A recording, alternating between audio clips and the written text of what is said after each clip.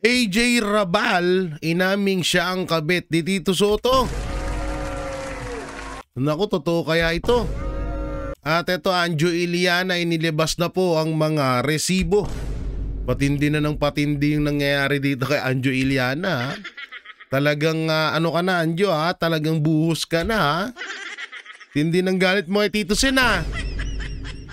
Tindi ng galit mo ay Tito Soto, ha? Ha? Tanga na. Ito yung nakakagulat dyan, AJ Rabal. No, si AJ Rabal daw, yung tinutukoy ni Anjo Iliana, nakabet. Daw, ha? Daw.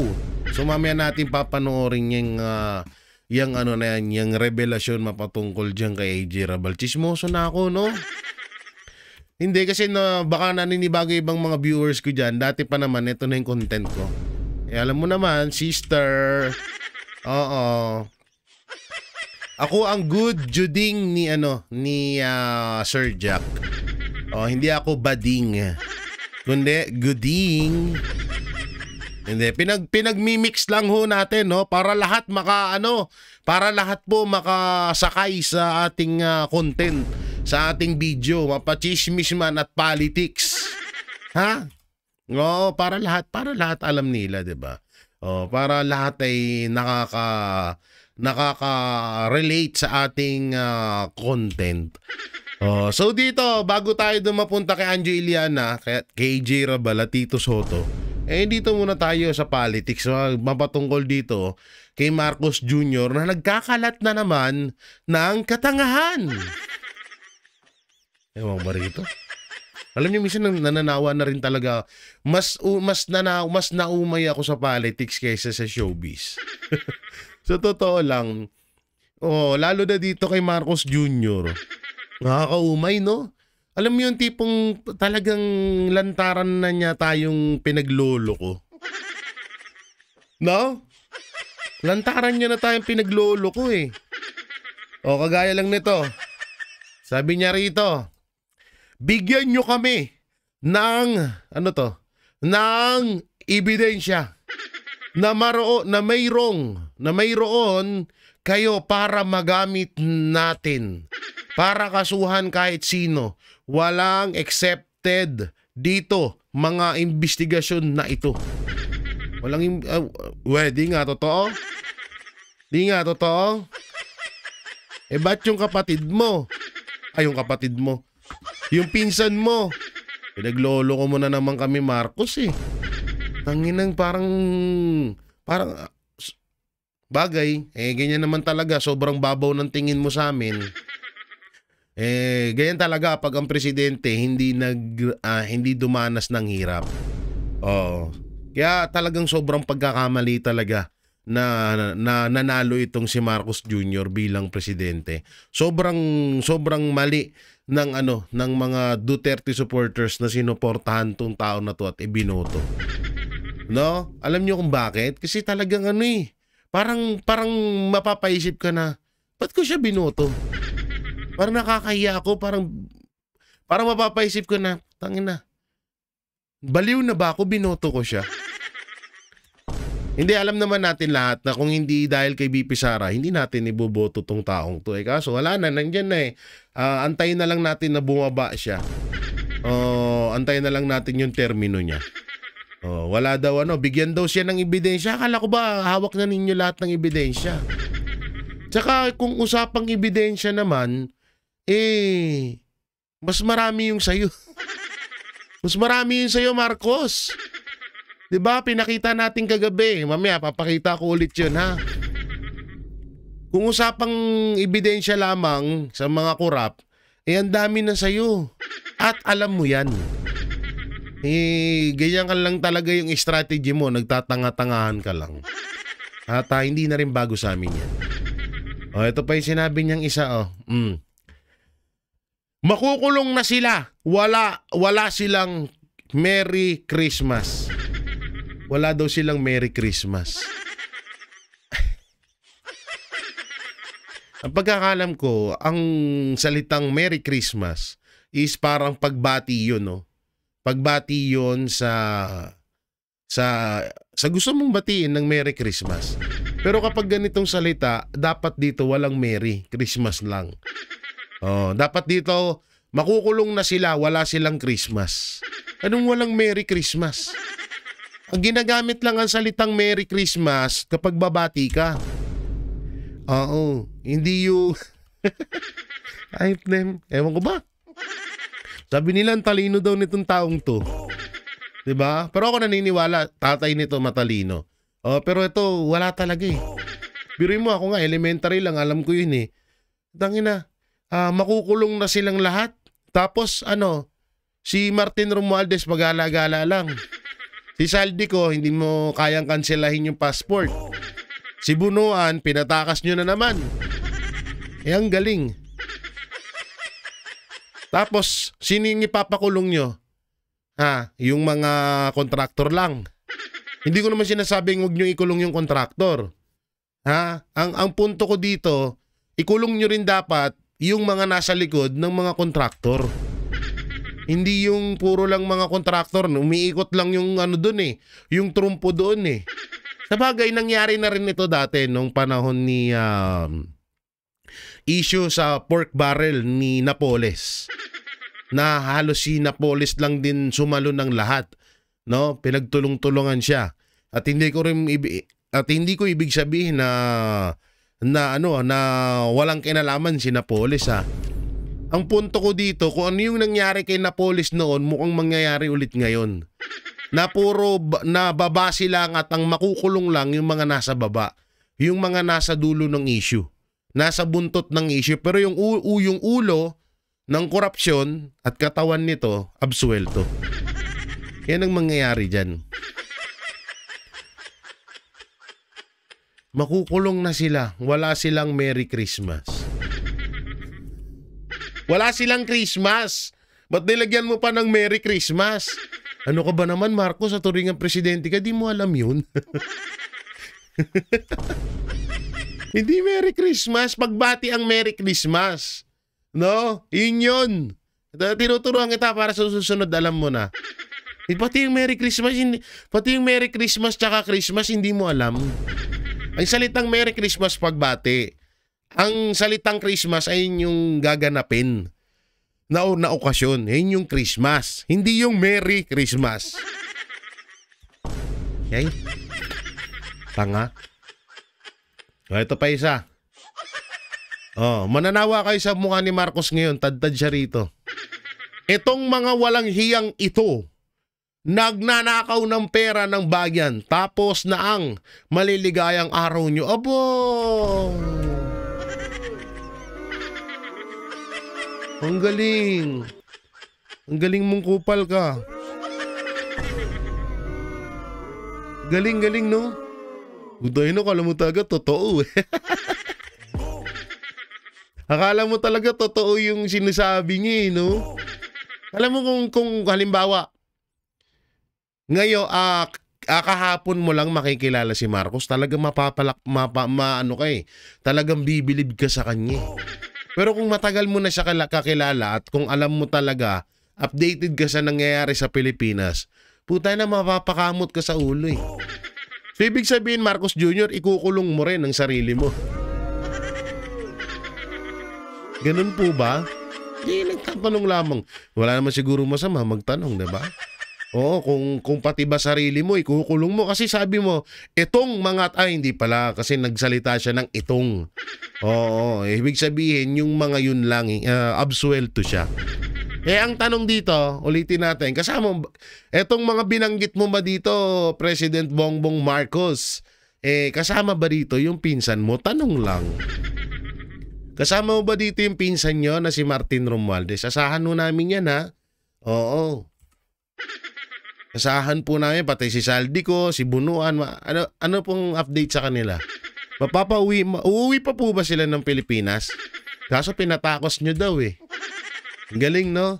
Oo, tayo natakas agad eh. Ang lupit. Oo. Hindi man lang kinansela yung mga passport nun. Talagang winawalang yata ng administrasyon, no? Ginagawa tayong tanga. Ginagawa tayong katulad nila. Tanginang yan. Alam mo nang involve yun sa flood control scam. Sabi mo, papanagutin mo lahat. Hindi mo kinansela yung mga passport nun. Tapos ang katwiran mo, kakansilahin lamang po ang passport ni Saldico kapag may kaso na po siya. Paano nga makakasuhan? Nasa ibang bansa. At paano malalaman kung paano siya kasuhan at kung pwede siyang kasuhan, hindi naman siya umaharap sa hearing. Kung pinatrabaho niya si Saldico, kung gusto nyo talaga, saglit nyo lang pauwiin yan.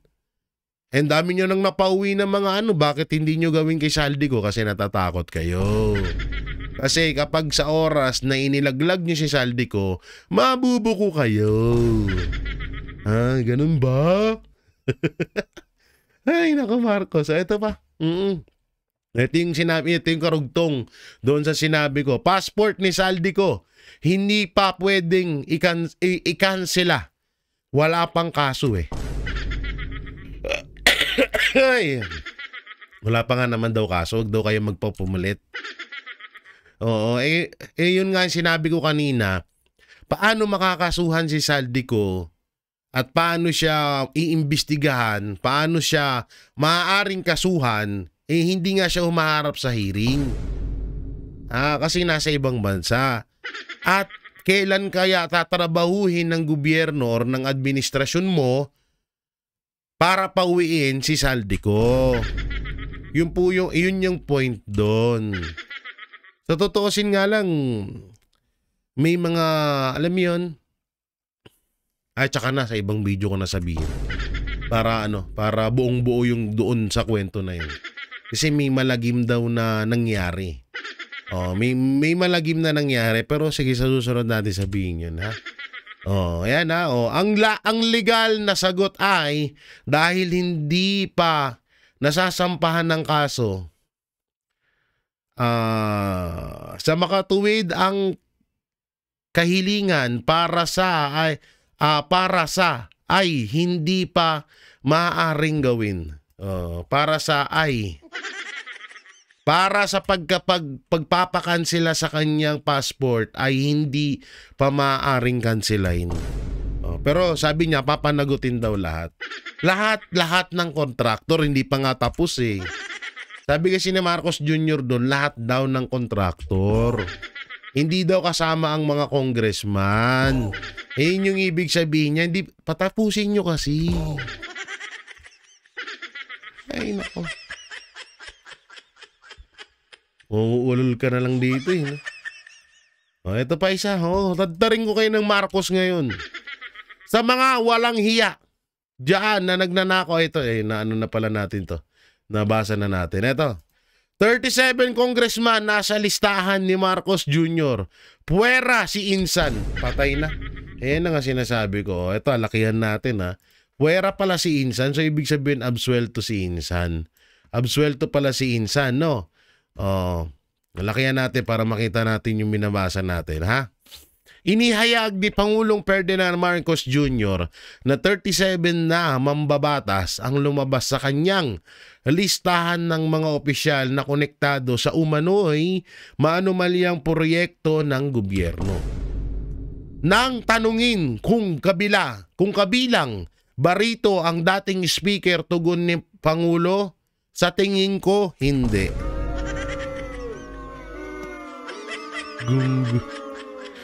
Wala na tayo asahan, di ba?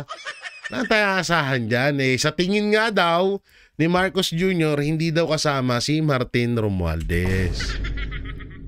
Kasi nga daw, hearsay nga daw yun. Yung mga ibinibintang daw kay Martin Romualdez is hearsay lamang. Ayun yung sinasabi. Hearsay lamang daw yung hearsay lamang daw yung paratang kay kay Martin Romualdez. Speaking of hearsay, di ba yung war on drug ni Pangulong Duterte, yung mga kamag-anak na nagrereklamo kay Pangulong Duterte na pinatay daw ni Pangulong Duterte yung kanilang pamilya, di ba hearsay din na maituturing yun?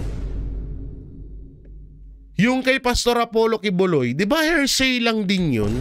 Ang tanong dito, bakit nakakulong yung dalawang yun? 'Di ba? Bakit nakakulong si Pastor at si Pangulong Duterte? Hanggang ngayon wala pa rin maipakitang wala pa rin maipakitang ebidensya laban kay Pastor sa mga paratang sa kanya. Bakit si Pastor nakakulong? Bakit si Martin Romualdez malaya?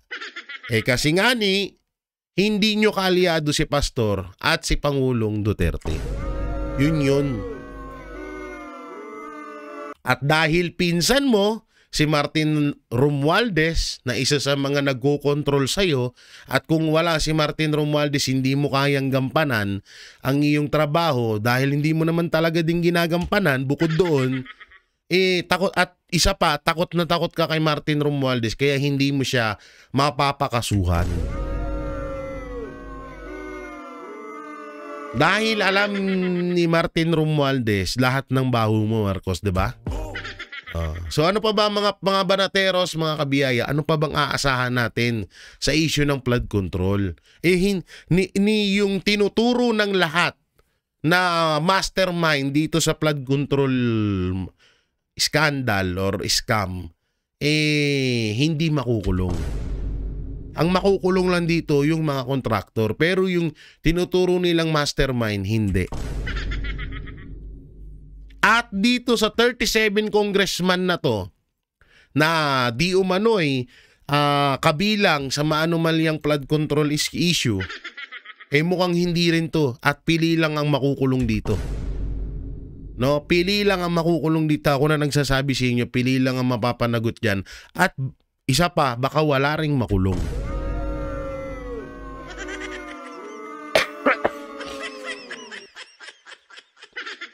Masama dyan, no? Kaya nga tayo, at sa totoo lang, binubola lang tayo nito ni Marcos Jr. Yung mga auto niya naman supporters, nagpapa-auto naman hanggang ngayon. Hindi ko talaga alam nyo, sabi, talagang hanggang ngayon iniisip ko na kahit anong pagdugtong-dugtong ko na tinatry ko na gustuhin ko si Marcos Jr., hindi ko talagang magawa dahil alam ko sa sarili ko na mali yung ginagawa niya. Doon pa lang ito, liwanag pa lang hindi mo ipakulong yung pinsan mo, porkit pinsan mo, hindi mo ipapakulong. Hanap ka ng gusto mong mapanagot sa scam sabi nga ni BP Sara, dapat nga unahin mo ang sarili mo. Talagang hanggang ngayon iniisip ko kung bakit hanggang ngayon may iilan pa rin na naniniwala kay Marcos Jr. Hindi kaya talagang lang talaga sila, no? Yung matatawag na diehard supporter. Parang no choice na sila Marcos naman na kami noon. Magma-Marcos pa rin kami ngayon. Parang ganun na lang talaga siguro, no? O baka yung level ng utak ni Marcos at yung utak ng mga supporters niya ay iisa. Kaya talagang parang nagkakasundo sila, no? Siguro ganun, no? Kasi ito lantaran na to na niloloko tayo, no? Si Speaker Martin Romualdez na tinuturong mastermind, hindi malaya, absuelto. Si Saldico, si Bunuan, wala na sa Pilipinas. 'Di ba? Biruin mo, posible na hindi malalaban ng DOJ yan, ng DILG. Na na tawag dito na lalabas ng bansa yan. Posibleng di mo malaman, presidente ka. Unang-una, pinapaimbestigahan mo yung flood control, malamang nakamonitor ka sa mga kasabwat or tinatawag na konektado sa maanumalyang flood control. 'Di ba? Nakamonitor ka diyan, tapos wala kang alam nung nakalayas si Bunuan. Masasabihin mo may sakit na naman. Kahit yung kay Saldico lang posibleng-posible yun. No? Kaya talagang alam nyo, sobra na ako naaawa. Alam nyo, sa totoo lang, naaawa na din ako sa mga sa mga supporters ni Marcos Jr. Lalo na dun sa mga binabayaran nilang mga vlogger. Naaawa ako kasi, biruin mo, binabayaran sila tapos sa pera ng taong bayan. Tapos yung pera na binabayad sa kanila, Ipinapakain nila sa kanilang mga anak, sa kanilang mga magulang. Nakakaawa lang din talaga, no? Nakakaawa na parang nakakadiri. Biruin mo ang daming namamatay dahil sa nakawan. Kasi kapag ikaw, isa ka sa nakinabang sa kaban ng bayan, at yung kaban ng bayan, ninakaw yun, at yung ninakaw, yung ninakaw na pera na yun ay ibinahagi or nakinabang ka, kasama ka na din dun. Konsensya mo na rin yun. Kasi pera ng taong bayan yung ibinibigay sa iyo eh. Hindi na naman nila personal na pera yun eh. Kaya talagang nakakadiri lang, no? Ewan ko, siguro ganyan na talaga siguro kahirap sa bansa natin. Kaya kahit yung mga ganyang ang hirap sikmurain, sinisikmura na nila. Eto pa. Eto nga yung patunay dyan Marcos eh. No, ito yung patunay. Ito yung patunay. Walang mga diskaya kung walang Saldico. Walang Saldico kung walang Martin Romualdez. Walang Martin Romualdez kung walang Bongbong Marcos Jr. Apakaliwanag. Kaso ngayon, ang nangyayari, umiikot lang ang buong issue sa mga kontraktor, lalong-lalo na dito sa mag-asawang diskaya. Hindi ko sila pinagtatanggol hindi ko sila, baka mamaya may mag-edit itong video ko at i-upload na parang pinapalabas na pinagtatanggol ko tong mga kontraktor. Hindi ko sila pinagtatanggol. Ang punto ko dito, bakit pananagutin ang dulo or ang buntot ng nakawan samantalang yung katawan at ulo ng issue absuelto. Pero yung buntot, sila yung mananagot. 'Di ba? Nakakatawang isipin, 'di ba? Kaya nga ito, paulit-ulit ko itong pinapakita. Baka sakaling ma-realize, maisip ng mga loyalistang tanga na oo nga no, kasi paano pala magagawa ng mga diskaya yun kung wala silang matinding backer? At paano naman magagawa ni Saldico yung pagnanakaw niya kung wala din siyang matinding backer? At ang pinakamalupit dyan, paano magagawa ni Martin Romualdez yung pagnanakaw niya kung wala rin siyang matinding backer? O baka sabihin nyo na naman dyan na si Marcos Jr., hindi magagawa ni Marcos Jr. yan kung walang BP Sara. Ha? Gago ka ba? Una-una yan ang presidente. Siya na yung pinaka-head. Siya na yung pinaka mataas. 'Di ba? Baka sabihin na naman ng iba diyan na hindi, kung sakaling si Martin Romualdez lang ang nagnanakaw, siya lang dapat ang sisihin niyo, ha? Hindi niya nga magagawa yan kung hindi dahil sa pinsan niya. Ang liwanag na ho nito. Ganyan lang Ayan lang Hindi niyo magets, napakasimple. Kaya nga sabi ko nga, naaawa ako sa mga supporters ng Marcos administration kasi hanggang ngayon naniniwala pa rin sila dito. Doon sa mga vlogger siguro, nauunawaan ko kasi kailangan nilang pera, tamad silang magtrabaho, wala silang pinagkakakitaang iba, kaya kapit sila sa patalim. Ang tanong lang dyan, healthy. Alam niyo talagang hindi nasusuka yung mga anak nyo. Yung mga anak nyo, yung mga magulang nyo, kung saan man napupunta yung pera na kinikita nyo na ibinibigay ni Martin Romualdez sa inyo, hindi ka nasusuka. Kadiri, di ba? Kadiri nun. At eto, may babasagin tayong isang ka-fake newsan. Back to depend tayo, no? Ito kasi hindi na kasi kaaya-aya itong ginagawa. Kasi nga, simula nung naglabas ng issue, etong si Anjo Iliana, bumalik na naman po ulit yung mga gumagawa ng mga ka-fake newsan sa TVJ. At ang masakit dito, pati bata ay idinadamay. Yun yung pinakaayaw ko sa lahat. Anong sapat na kaisipan, Anong merong utak ka na pati bata ay dadamay mo? Tangina, wala ka ng puso nun. O baka sabihin nyo, ba't ikaw, Jay, binabanggit mo yung mga anak ng vlogger. Hindi ko dinadamay yung mga anak nila. Ang punto ko, kung paano nila nalulunok, napakainin nang galing sa basurahan yung kanilang mga anak. Yun. Hindi basurahan na realidad. Basura. Kasi pag galing nakaw yung pera, kadiri yan. Tapos papakain mo sa pamilya mo, nakakasuka yun.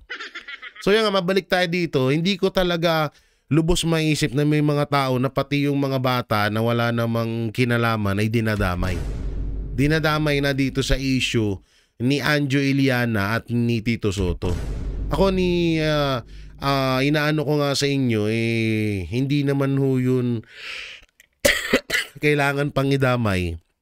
Siguro pwede kang gumawa ng clickbait na Tito Soto may anak, ganyan.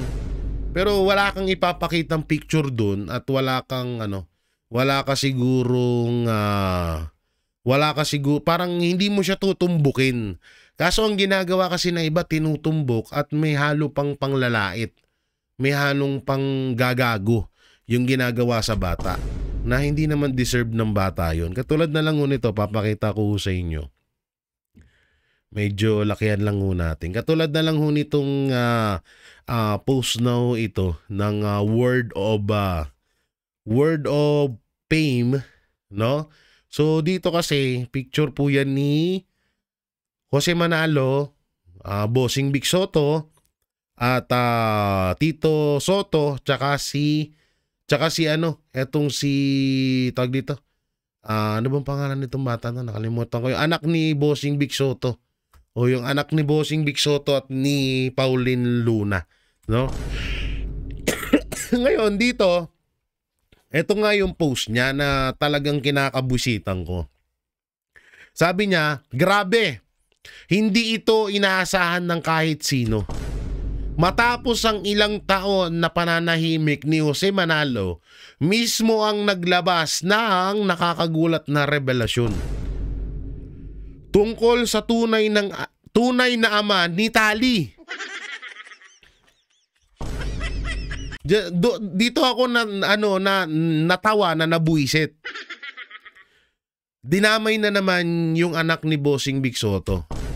Kasi nung panahon po ng issue ng Itbulaga, TBJ versus Salusus Brothers, yung mga ayaw sa TBJ, yung mga siguro supporters nila Vice Ganda, yung mga yon, no, na parang hindi nila gusto yung pagpapatawa ng tatlo ng Tito Vic and Joey, tawag dito, pati itong anak ni Bossing Big Soto dinadamay sa issue. Wag naman ho sana ganun.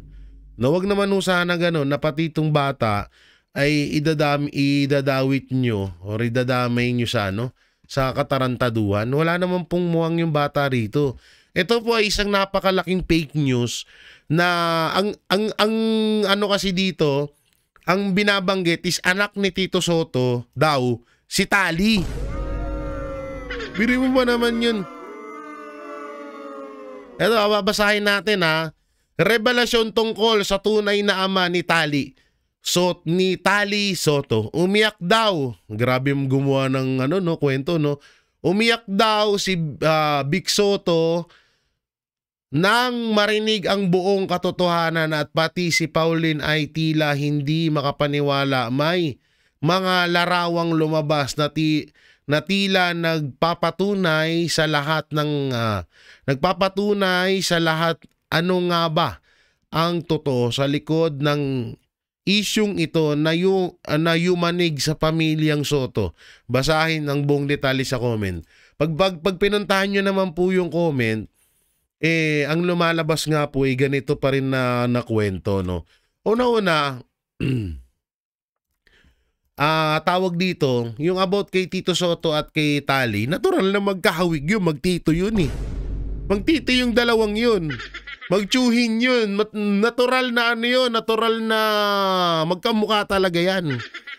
Hindi, kahit din naman ako, may mga pamangkin na, may mga pinsan nga ako, nakahawigin ko. Malas naman nila. Ay, sorry. May mga pinsan ako na kahawig ko, malas pa rin nila. May mga tawag dito, may mga pamangkin ako, nakahawigin ko. So normal yun sa magkakadugo. Lalo't ang tatay ni Tali ay si Bossing Vic Soto. Ang ano ko lang dito, kaya ko ito ipinapakita is, sana naman, sa lahat ng issue na nangyayari, huwag niyo idama yung bata. Hindi ho kasama yung bata dyan eh. Hindi ho kasama yung bata dyan sa issue na yan. Alam ko naman ngayon na napakabilis na gumawa na ng fake news at pagkapirahan. Pero sana naman kahit papano isipin nyo yung kapakanan ng bata na sa mga ganitong, kasi sa panahon sa edad ni Tali Soto, hindi hindi pa siya mulat sa kung anong mundo ang kinakatayuan niya. Hindi niya pa alam at hindi niya pa tanggap yan. No? So sana wag niyo naman pati yung bata binababoy niyo. Kung makikita nyo lang dito yung comment, sabi niya, Kesyo ang pangit daw, Kesyo. Sabi ko, putang ina, pakialam nyo kung ano itsura ng tao. Bakit kayo gaganda nyo ba? Hindi ko kinakampihan dito si Tito Soto, alam nyo kung paano ko banatan. Doon lang kasi tayo dumepende sa tama. No? Maling-mali naman kasi to, biruin mo, pati ba naman yung bata, idadamay pa. Wag naman sana ganun. So dito tayo mapunta sa inilabas ni Anjo Iliana na resibo. Ano ba to? So panoorin natin. Yung ba nakalagay? Ikaw nga magbasa para makita nila. 6,000 views, so pwede na to. Hindi aabutin. Pwede na yan. Okay, ito na po ang atin na pasabog ngayong gabi. Fresh na fresh. Choppy ka na naman. Ano ba yan? Chabi. O sabi ng mga ibang tao, choppy ba ako? Dun sa mga dun sa mga nakikinig, choppy ba ako? Hindi naman daw. Hindi naman sa kanila, hindi. No. Oh. Hindi. Bakit sa akin, choppy?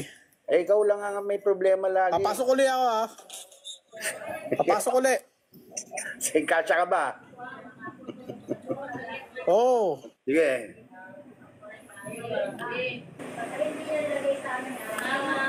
Yan, okay na po. At ayos ako ng ayos dito. Siya lang pala yung choppy. Nako, sasabog bukas tong chismis na ito, itong scandal na ito dahil may kasamang pagbabanta, mga kaibigan. Aba. At pagbabanta at pananakit. Aba. At bala ko bukas pumunta ng CIDG para magpa-blatter. Buti na yung sigurado. Blatter kasi na. Mahirap na mga traidor. Mahirap na mga traidor. Blatter na yung patutunguhan nilang dalawa. Papakita ko sa inyo. Okay. Saan na ba siya? Saan na? Alam nyo, ito yung napansin ko dito Sige, mamaya. Ang napansin ko lang dito kay Anjo, ulitin ko, hindi ko kinakampihan si Tito Soto Ang napansin ko dito kay Anjo is parang scripted na yung mga pasabog na ginagawa niya.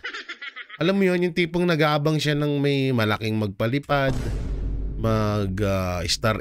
Hindi ko alam kung ano tawag doon sa TikTok niyan Tapos tsaka siya magkukwento, ganito ganyan, no? Yung kay Tito Soto, maaaring may katotohanan yun. Pero yung, eto yung mga katulad niyan, yung, siguro yung kay Jose, medyo may katotohanan din. Pero yung marang ganito niya, parang nakakahalata na ako na parang sinakyan niya talaga na, sinakyan niya tong issue na to, no? Pero mamaya may papanood ako sa inyo dyan. Dito nga, ayan Hello. Ano? Tingnan natin. Yan, pwede na yan. Forward natin. Ito, ipapakita niya na. Huwag niyo akong titirahin. Tahimik lang ako. Nung Sabado, pinalitan niyo yung lyrics ng kanta. Ako yun anong pinalit niyo? Jose Manalo, di ba? Kaya nagkwento ngayon ako. Yeah. Kinuwento ko na mang-aagaw siya. Nako. Totoo naman. Mhm. Ngayon, kanina, binigay sa akin to, wala naman nakalagay na oras, pero bago lang to. Ito, nababasa niyo ba nakalagay? Ikaw nga magbasa para makita nila. Ano yun? Hoy, Anjo Iliana. Ano yung nasa baba? Suntukan na lang tayo.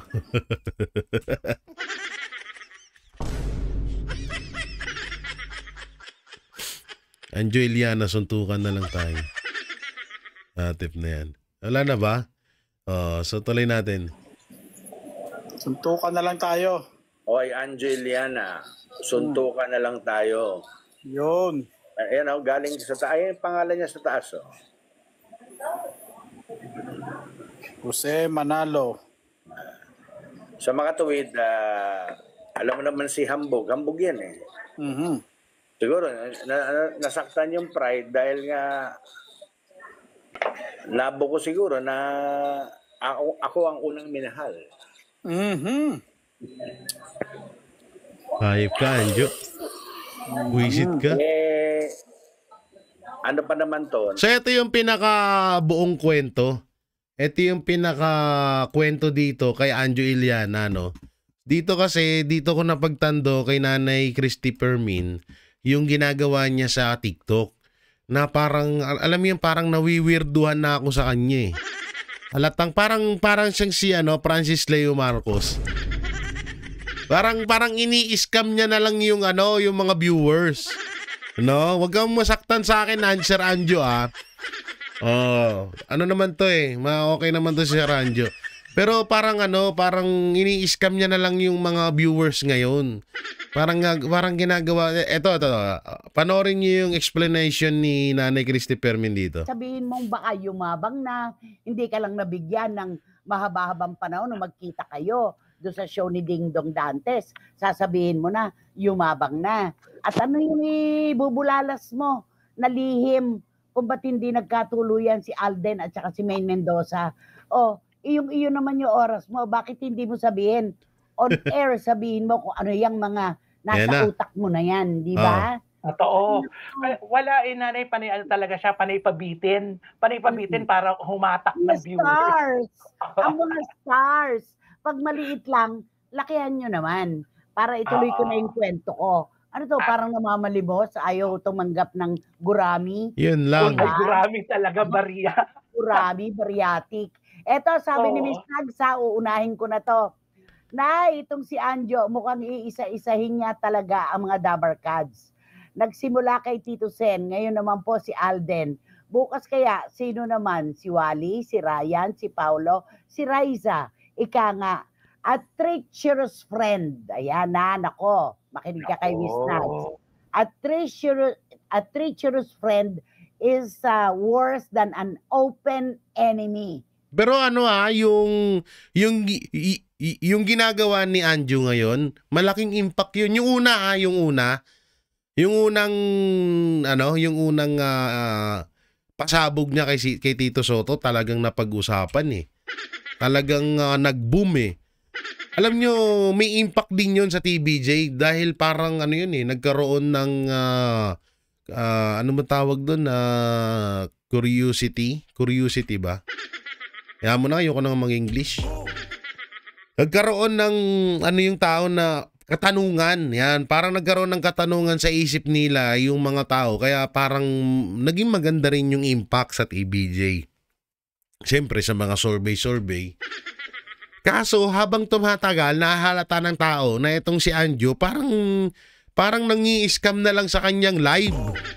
Parang nangi-scam na lang sa kanyang live na na alam mo yun, parang masasabi mo na scripted, parang yun nga, yung bluff lang yung ginagawa niya na panghatak lang ng viewers, para dumami yung viewers, dumami yung mag-send ng mga stars, ganun. So ganyan din yung nahalata ko, katulad nung nahalata neto nila Nanay Christy Permin. Totoo yan. Mas maganda yung lantaran. Anjo, desperado ka na talaga. Parang TANGA ka lang. Diretso na natin, parang tanga ka lang. Di ba? Maraming salamat. Barag. Okay. Sobra na eh. Lahat na lang, di ba? Ang dami-dami niyang kinukuda. pabitin-bitin. Oh, Ngayon, ang kinakanti niya si Alden kasi alam niya ang fanbase ni Alden. Maraming magre-react. Ayun Ah, yun eh. ako kung ako sa mga Aldenatics, Dead mga ba? Aldenatics, hindi ako magre-react para wag siyang marigaluhan ng views. Hindi, pero magre-react din yung mga supporters ni Alden kasi gusto nila talaga si Maine. Di ba? Nung nung sinabi ni Anjo Iliana na mahal talaga ni Maine Mendoza si Alden Richard, puta na nabuhay yung mga mga supporters ng Aldab. Oo, alam naman na natin kung gaano ang impact ng Aldab noon, 'di ba? So talagang grabe yung impact ng Aldab sa grabe yung impact ng Aldab sa sinabi ni Anjo Iliana, parang binuhay niya ulit yung mga supporters ng Aldab. Yun nga lang, talagang may maniniwala kay Anjo Iliana kahit papano. At sabi nga ng iba, hindi minsan yung sarili mo mismo ang maglalaglag sa'yo. Kagaya nga ngayon, Nana, yung mga nahahalata natin. Yung nagano sa'yo, maghuhubad ka kamo, maghubad din sana yung dalawang babae. Uy, sobra na yan. Hindi na tama yan. May pinaghuhubad ka na sa ere, di ba? Sa Juris Doctor Channel. Kailan yun sinabi yun? Yung issue ngayon, yung Anjo Iliana manyakol. Yun ba yun? Yung pinaghuhubad? Wag naman, yung pangit naman yun, no? Pangit naman yung ganun. Anjo talaga, hindi pa rin natigil sa kapuputak. Gusto yata maging endorser ng zipper o garter. Kasi walang kadala-dala yung bunganga. At saka maligo, magpatina ng buhok, at mag-toothbrush muna. Mag-toothbrush muna sana bago siya mag-TikTok. Bastos na nga at walang modo, dugyot pa. Aba, hinakot na niya lahat. Isa-isa lang sana. Oo, no, nagti-TikTok siya, meron siya pabuga-buga nung ano yung kinakain niya na yun. Diba? Makakaloka. Kakaloka ka talaga. Panay ang patambis niya na kesyo, may mga ibubulgar siya. Parang gusto lang naman niyang makakuha ng views. Simpatya at isama na ang pagpapadala ng star na nako-convert sa peso. Pinagkakakitaan niya ang mga kunwaring pagbubulgar na malayo naman sa katotohanan. Sabi yan Diletada. At si Dan Clavesillas, pati ba naman po si Alden na walang masamang tinapay, dinamay na niya? Wala kaya siyang mga friends o kapamilya na mag-a-advise sa kanya na tumigil na?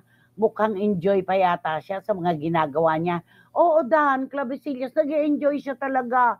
Kumikita siya yung mga stars na convertible into pesos, di ba? True. Iniisip nga ng iba talagang ito na talaga ang content niya kasi nga naman hindi na siya mag-iisip ng content kung iisa-isahin niya yung tao sa double Bira na card. lang siya ng bira hanggang sa maubusan siya, Oo. di ba? Oo. Halos lahat gusto na niyang idamay, pati ba naman si Alden. De, baka idol niya na si Lolit Solis. Manay Christy, baka idol niya si Lolit Solis. Pero kung kapag ito, umabot pa to sa kala Paulo, kay Raisa May, kay Atasha Mulak, kay sino pa ba? Kay Wally Bayola, iba na to. Talagang masasabi na natin na nang bablap na lang talaga siya. Na viewers na lang talaga yung habol niya. Pag ganun ng ginawa ni Anjo Iliana. Pero yung kay Tito Soto, maaaring totoo yun. Maaaring totoo talaga. Sabay ganun no? Kasi hindi na rin talaga sa issue yung ganyan, mga politikong may mga kabit-kabit. Si AJ Rabal nga daw. Hindi ko alam bakit nadawit si AJ Rabal dito sa sa box reveal kabit ni Tito Soto. Hindi ko na rin alam. Mamaya panoorin natin, ha? Oo. Nananahinik, idadamay mo. May joyad ka na ba talaga, Anjo? Sabi ni Tita Nene Olanday. At si Direk Joey Nombres, nakatanghod na siya. At ayaw niya magbigay ng komento kay Anjo. Sayang daw ang oras niya. Okay. Nako, nakakaloka. Kay Jose Manalo na tayo. Nako. Meron kasi siyang binigyan ng reaksyon. Ito talagang Jose na to, mayabang to Hambog to Kasi daw hinamon siya ng suntukan na lang tayo. Oo. Alam mo, Anjo, hindi ka rin talaga nag-aano hindi ka nag-iimbestiga. Alam mo ba, fan page yun na nilikha ng mga nagmamahal kay Jose para sa kanya. Hindi si Okay. Jose. Hindi account yun ni Jose. Fan page yun.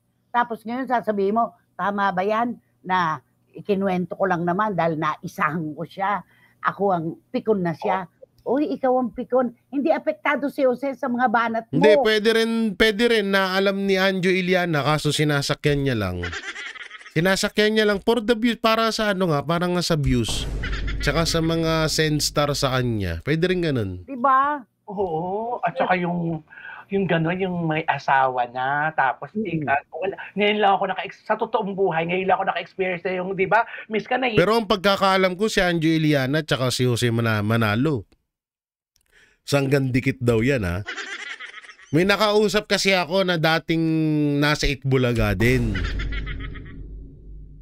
Na anak pa ng mga OG sa Itbulaga.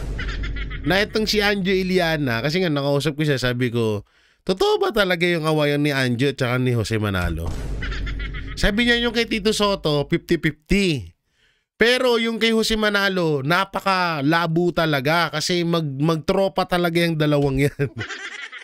sabi ko, sumang-ayon ako doon sa masungit or iba yung ugali ni Jose. Sabi niya naman, ganun talaga ugali ni Jose. So sabi ko, okay. So bluff lang talaga pala ito. Sabi ko, oo. Sabi ko, kaya pala, sabi ko, sa bagay, matagal na silang magkakaibigan, baka talagang kinausap niya na muna etong mga katulad niyan nila Jose Manalo, Tito Soto, Bossing Big Soto, Joey De Leon, baka kinausap niya rin din talaga na para sa ganitong ano niya, para kahit papano siguro baka pwede nyo naman akong tulungan, kunwari babash ko kayo. Kasi nangyayari din yan katulad na lang sino ang sa mga millennials po dyan, sino po ang nakakilala kay Kong TV? Si Kong TV, may basher yan, si ano bang pangalan yun, yung may balbas.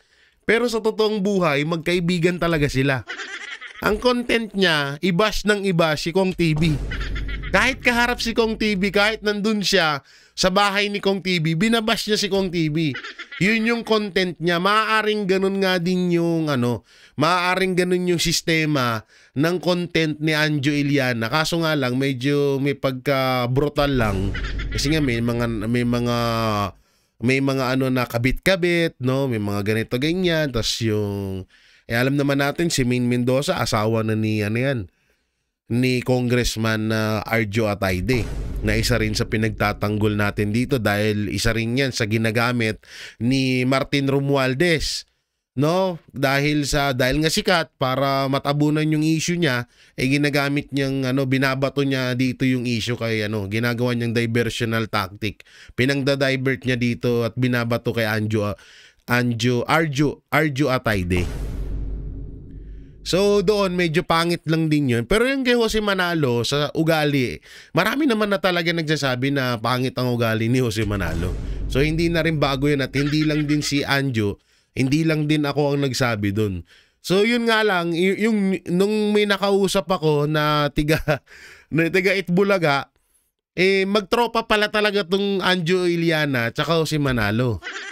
Baka nga pati ito si Nanay Christopher Men kasabwat din dito. Ewan ko lang posible kasing hindi alam ni Nanay Christopher Min yun, no? Matagal na sa industriya to si Nanay Christopher Min O nga pala, ba't ko siya tinatawag na nanay? Dati po ay nakakausap ko po yan si Nanay at mabait po yan, Nanay Christopher Min, at talagang may regalo kami dyan palagi ng TBJ Defender. Hindi po pera, kundi mga grocery, pinapadalhan po kami yan. Kaya yan po ang naging parang nanay-nanayan namin nung panahon ng issue sa Itbulaga.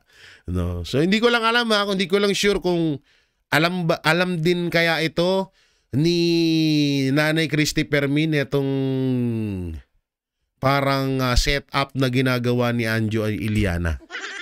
Kaso dito na nasa bagay, Christy Fermin, sa kaso 1 PH to. Hindi lang natin alam kung kung ito ba ay alam niya. Maaring pwedeng alam niya, pwedeng hindi din. So kaya galit din siya kay Anjo Iliana. Pero siguro baka hindi nga rin pinaalam, baka sila lang din ang nakakaalam niyan. Pero may umabot kasi sa aking balita na itong Anjo Iliana to si Manalo, talagang magtropa din talaga. Kaya minsan kailangan din natin mag-imbestiga sa mga isyong nangyayari bago tayo magpapaniwala. Pero yung about sa kabit-kabit ni Tito Soto, matagal na yan eh. Matagal na yun eh. Tsaka normal na siguro din niya. Hindi ko sinasabing tama ang may kabit ka, pero parang normal na yun sa parang na ho sa pagiging lalaki yun. Hindi ko po sinasabing hindi ko po tinotolerate yung ganung gawain, pero parang normal na lalo't politiko. 'Di ba? Talagang meron at merong diyan talaga gumagawa ng hindi normal. So ano pa ba? Ano pa sasabihin natin? Hihiya pa nga na, ay, ex ko yan, wala nang ganon, di ba? Wala nang ganon. Hindi mo na sasabihin. So yun na, hanggang doon na lang siguro. At eto, yung kay, alam nyo, ito, viral din to ngayon eh. Oo. Paano kung ba napanood nyo ba to? Totoo ba na kayo ni Aljur ay may dalawang mga anak na? Actually, Tito Boy, 5 na po. Grabe, 5 na yung anak niya pero parang wala lang. AJ Rabal. Isa din to sa mga magagandang Pero ayun nga, isa din to sa pinag-uusapan sa mundo ng showbiz. Chika minute ka na, Jay, ha? Oo. May gagong isang vlogger, yun nga, gaya ng sinabi ko kanina. May gagong isang vlogger na nakalagay. Sabi ko, gago tong hype na to, pati ba naman yung yung isa daw sa anak ni AJ Rabal, like kay Tito Soto daw. Sabi ko, loko ka. Sabi ko, gago to Mag-comment nga ako dun sabi ko, si Raulo, sobra ng para makahataw ka sa views Pero nakita ko na may channel, mababa. Kaya parang sabi ko, baka naghahatak lang to ng views. At ngayon, isa rin to sa pinag-uusapan ngayon, etong kay AJ Rabal, na gulat din tayo, Biruin mo, 5 na pala ang anak nila ni...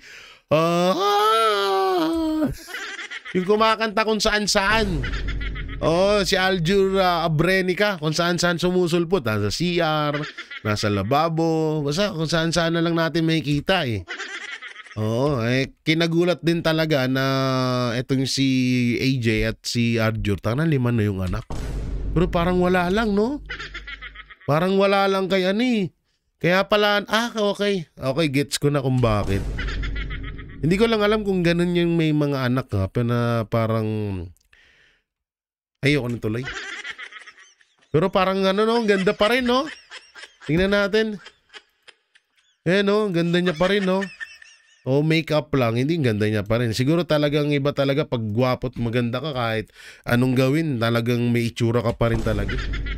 Ako kahit, tingnan mo kahit bata pa ako, mukha na akong 45 years old. Naliligo naman ako, sabi nila, ligo lang yan. Putay na, halos magkadugo-dugo na yung balat ko sa kakakuskus. Ganun pa rin Kain naman, sabi nila, prutas lang yan. Kumakain naman ako lagi ng prutas, wala pa rin. Sabi na, magtutulog ka kasi, huwag kang magpaka-stress. Lagi man ako natutulog ng maaga. Wala, ganun pa rin Hindi ko talaga na alam kung bakit. Sabihin ako, baka mapanood to ni Boss Dada. Sabihin ni Boss Dada, pangit ka lang talaga. Ay, nako. So yon mga banateros, at bago ho tayo magtapos, yan sa mga gusto pong sa mga kababayan ho natin, lalo na po yung mga OFW hero abroad, at sa iba, sa lahat ng mga kababayan natin na nais magpaabot ng tulong sa mga nasasalanta ng bagyo, lalong-lalo na ho sa nangyaring kalamidad diyan sa Cebu, pag naghahanap, kaysa po idaan natin sa hindi natin mapagkakatiwalaan yung kay inyong mga donasyon para sa mga kababayan natin, ito po yung katiwa-tiwala na SMNI Foundation INC na relief operation na talagang siksik at liglig po ang pagtulong at paghatid ng tulong para sa ating mga kababayan. At talagang 101% na mapagkakatiwalaan. Yan po ang SMNI Foundation. Siyempre, support na rin po natin ang page nito na SMNI Foundation, DCAR 1026 News Blush, sa YouTube din, na meron din silang mga YouTube channel, paki-support natin. At siyempre, ang bago, eto, ang Vox Populi, ang boses ng bayan. May YouTube channel na rin po ito. Hanapin nyo na lang po dyan, at Facebook page. I-follow nyo and subscribe nyo na rin po. Dyan nyo po mapapanood ang show ng Banateros tuwing Sabado 6 a.m. to 8 p.m. 6 p.m. to 8 p.m. Ayan. At syempre, yung mga kasama ko rin sa Banateros Brothers na sila Banat Bay, Boss Dada, Coach Oli, Master Judea, Paring RJ, Sir Jack, syempre ako na yan. At yung mga tropa pitch nating iba pang mga DDS vlogger dyan, sila PH Update and Donmar TV, at yung iba pa, suportahan din po natin. So yun, maraming salamat. Ingat po kayo palagi. God bless and peace, and bye-bye. Walang inuurungan. Pag tama palakpakan, pag mali ay babanatan. Yan ang Banateros, boses ng ordinaryong Pilipino. Banateros ay walang maka